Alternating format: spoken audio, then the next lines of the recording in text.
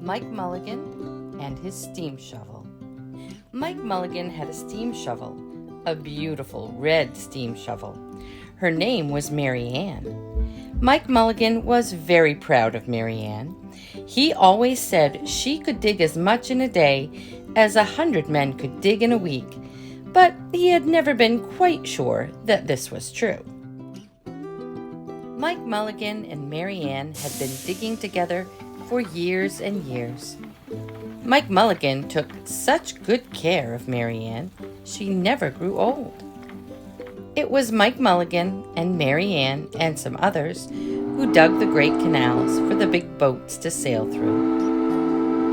It was Mike Mulligan and Mary Ann and some others who cut through the high mountains so that trains could go through. It was Mike Mulligan and Mary Ann and some others who lowered the hills and straightened the curves to make the long highways for the automobiles. It was Mike Mulligan and Mary Ann and some others who smoothed out the ground and filled in the holes to make the landing fields for the airplanes.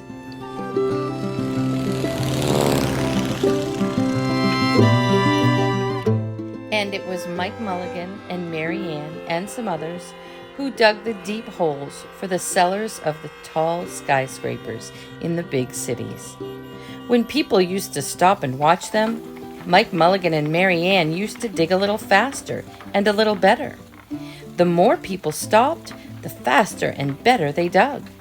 Some days they would keep as many as 37 trucks busy taking away the dirt they had dug. Then along came the new gasoline shovels, and the new electric shovels, and the new diesel motor shovels, and took all the jobs away from the steam shovels.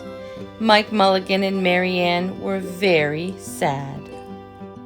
All the other steam shovels were being sold for junk or left out in old gravel pits to rust and fall apart. Mike loved Mary Ann. He couldn't do that to her. He had taken such good care of her that she could still dig as much in a day as 100 men could dig in a week. At least he thought she could, but he wasn't quite sure.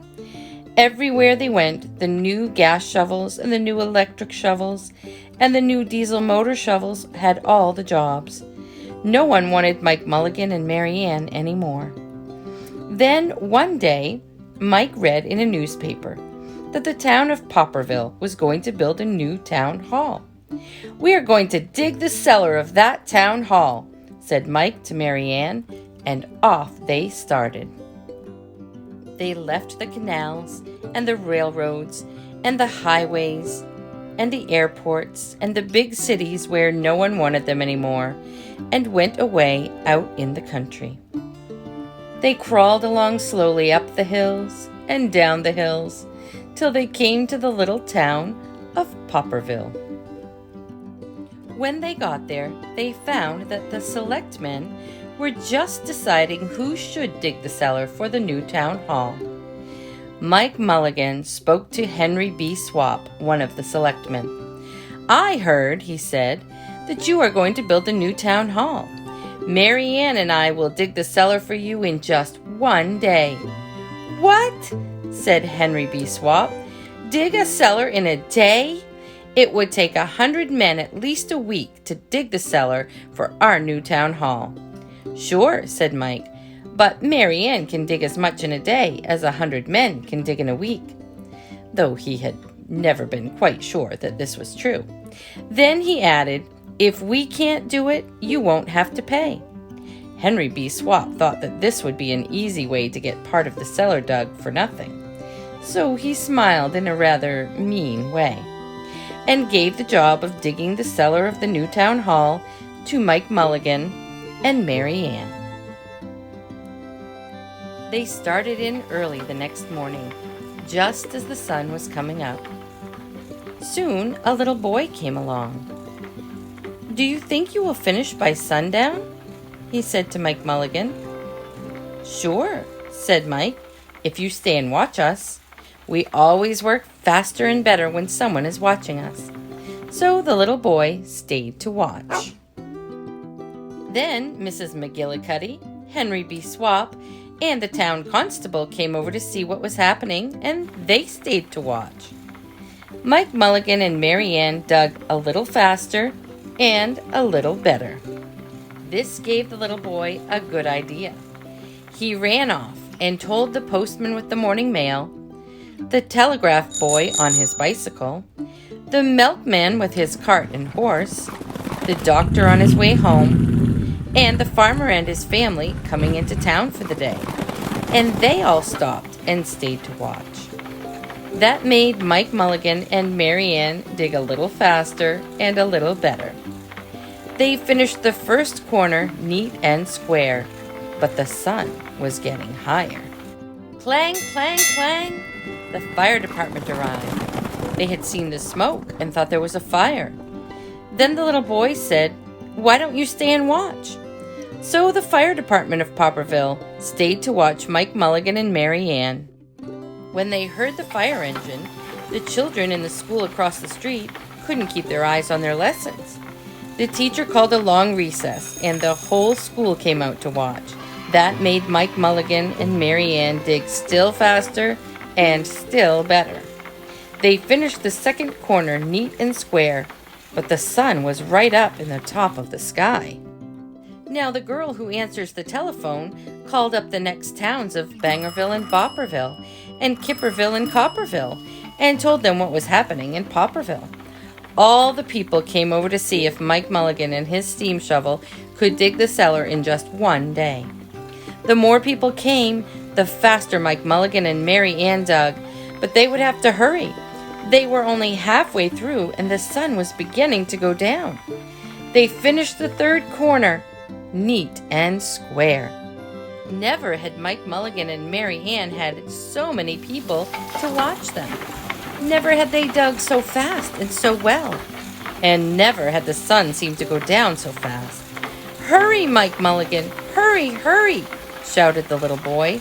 "There's not much more time." Dirt was flying everywhere, and the smoke and steam were so thick that people could hardly see anything. But listen! Bang, bang, crash, slam! Louder and louder, faster and faster! Then suddenly, it was quiet. Slowly, the dirt settled down. The smoke and steam cleared away, and there was the cellar, all finished. 4 corners, neat and square. 4 walls, straight down. And Mike Mulligan and Mary Ann at the bottom. And the sun was just going down behind the hill. "Hooray!" shouted the people. "Hooray for Mike Mulligan and his steam shovel! They have dug the cellar in just one day!" Suddenly, the little boy said, "How are they going to get out?" "That's right," said Mrs. McGillicuddy to Henry B. Swap. "How is he going to get his steam shovel out?" Henry B. Swap didn't answer, but he smiled in a rather mean way. Then everybody said, "How are they going to get out?" "Hi! Mike Mulligan! How are you going to get your steam shovel out?" Mike Mulligan looked around at the 4 square walls and 4 square corners, and he said, "We've dug so fast, and we've dug so well, that we've quite forgotten to leave a way out." Nothing like this had ever happened to Mike Mulligan and Mary Ann before, and they didn't know what to do. Nothing like this had ever happened before in Popperville. Everybody started talking at once, and everybody had a different idea, and everybody thought that his idea was the best. They talked, and they talked, and they argued, and they fought till they were worn out, and still no one knew how to get Mike Mulligan and Mary Ann out of the cellar they had dug. Then Henry B. Swap said, "The job isn't finished because Mary Ann isn't out of the cellar, so Mike Mulligan won't get paid." And he smiled again in a rather mean way. Now the little boy, who had been keeping very quiet, had another good idea. He said, "Why couldn't we leave Mary Ann in the cellar and build the new town hall above her. Let her be the furnace for the new town hall, and let Mike Mulligan be the janitor. Then you wouldn't have to buy a new furnace, and we could pay Mike Mulligan for digging the cellar in just one day." "Why not?" said Henry B. Swap, and smiled in a way that was not quite so mean. "Why not?" said Mrs. McGillicuddy. "Why not?" said the town constable. "Why not?" said all the people. So they found a ladder and climbed down into the cellar to ask Mike Mulligan and Mary Ann. "Why not?" said Mike Mulligan. So it was decided, and everybody was happy. They built the new town hall right over Mike Mulligan and Mary Ann. It was finished before winter. Every day the little boy goes over to see Mike Mulligan and Mary Ann, and Mrs. McGillicuddy takes him nice hot apple pies. As for Henry B. Swap, he spends most of his time in the cellar of the new town hall, listening to the stories that Mike Mulligan has to tell, and smiling in a way that isn't mean at all.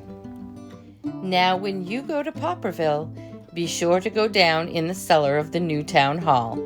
There they'll be Mike Mulligan and Mary Ann, Mike in his rocking chair, smoking his pipe, and Mary Ann beside him, warming up the meetings in the new town hall.